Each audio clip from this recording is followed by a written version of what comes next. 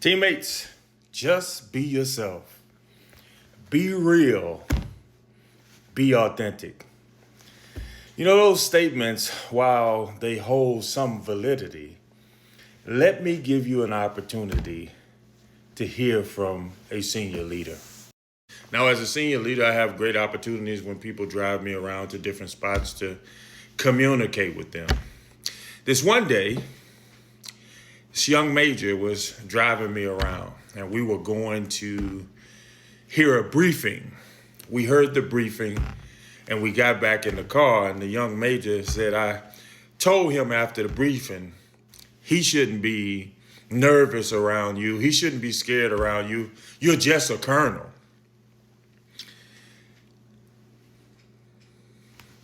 I said, okay, I just let the person continue to speak because he thought he was speaking wisdom. You know, he thought just because he was driving me and we had a couple of laughs that he could be authentic and just say anything. Well, after that young man briefed, I said to myself, wow, what an incredible briefing this young man prepared for a senior leader. Even though he was nervous, I saw his mind and I saw the theories and I saw what he was preparing, and I was impressed.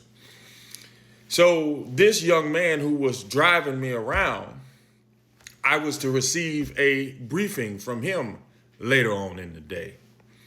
So when I received the briefing from this young man, he kept saying in the briefing, sir, I just want to be authentic with you. I just want to be real with you. And I just kept saying to myself, your authenticity is not linked to competence.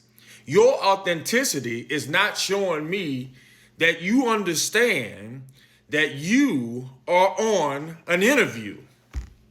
Your authenticity is showing me that you don't understand that authenticity has to be linked to competence because you are most certainly being observed at all times. Well, the briefing was mediocre. I understood at that time he wasn't competent. So he got back into the vehicle and I was quiet because I want to hear what he had to say. Interestingly enough, he had all of these excuses why he wasn't competent and why he didn't explain. And I was thinking to myself, you see, this is why your authenticity, if not linked to competence, creates mediocrity. You see, everybody has an ego. You say just be chill around these senior leaders and, be yourself. But if you don't rightly know who the hell you are, where you come from, and what you need to bring to the table, your authenticity has just failed you.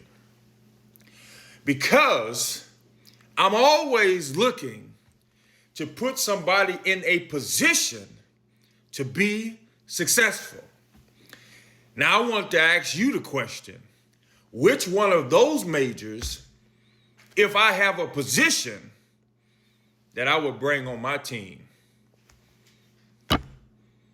It's not a rhetorical question. I most certainly am going to bring the major who had fear enough to be competent and to be an asset as juxtaposed to a liability. You see, if your authenticity is not linked to competence, your authenticity is mediocrity.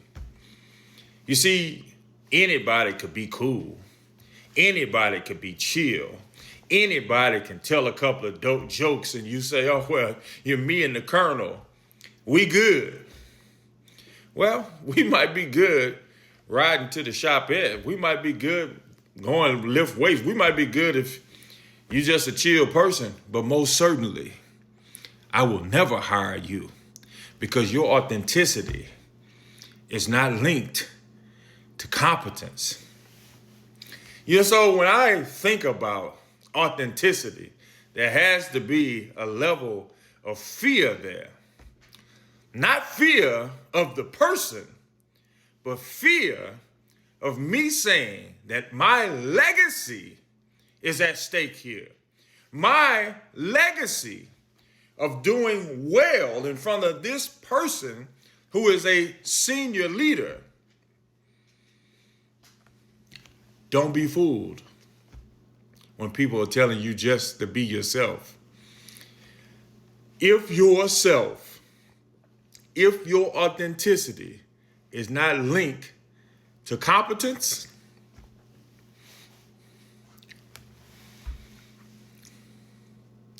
you lose because you're always being observed. No conversations that I have with people are just conversations. I'm always looking to elevate them. And those people who are senior leaders, like myself, we're always looking for that one or two or three who have dedicated themselves to the process. Are you that one? Or you just want to keep it real and keep it authentic?